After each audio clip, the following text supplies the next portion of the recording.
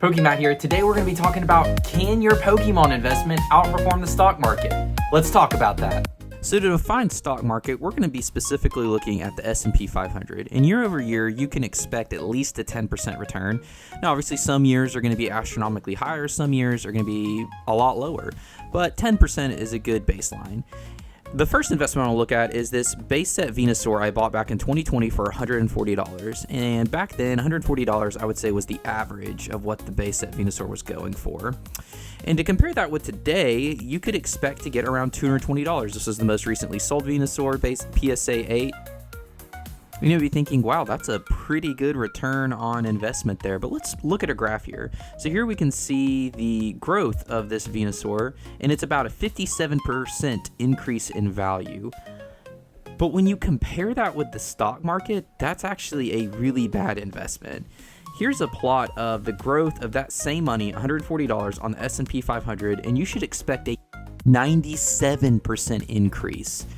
That's almost double the increase in value from your starting investment. But let's look at some examples of a good investment. So here's a first edition Dark Magneton I bought back in 2019 for $13.49. It was a great deal. I caught it on auction. That same card today sells for around $62 in the same grade.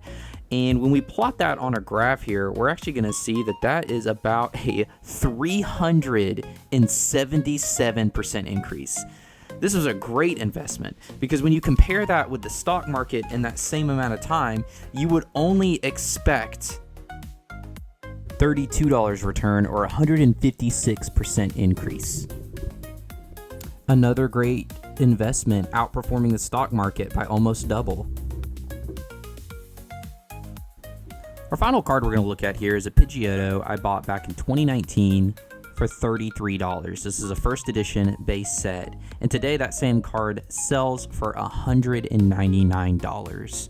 A great return on investment concerning value. And when we plot that on a map here, you'll see that this is a 503% increase. Last, I just wanted to show two examples of cards that have unrealized gains that are great collections, and these are junk slabs. This is a Gengar Legendary Collection for $16, and right now it sells between $50 and $80. Here we have an Asmorel first edition Neo Genesis. It sells for around $50 to $75. I only bought it for $6. So can your Pokemon collection outpace the stock market? It can, but the reason I showed the Venusaur as the first example in the video today is what's safer than a base set Venusaur? And even it didn't outpace the stock market. So it is possible for your investments to outpace the stock market, but you're not probably going to be able to do it with the traditional Pokemon cards. You got to find a niche and you have to see untapped value that's just not there. As a general rule, I'm not a financial advisor, but as a general rule, they say you shouldn't put more than 5 to 10% of your capital into collectibles. And that's because the stock market and your 401ks are just gonna outpace Pokemon investments 99% of the time.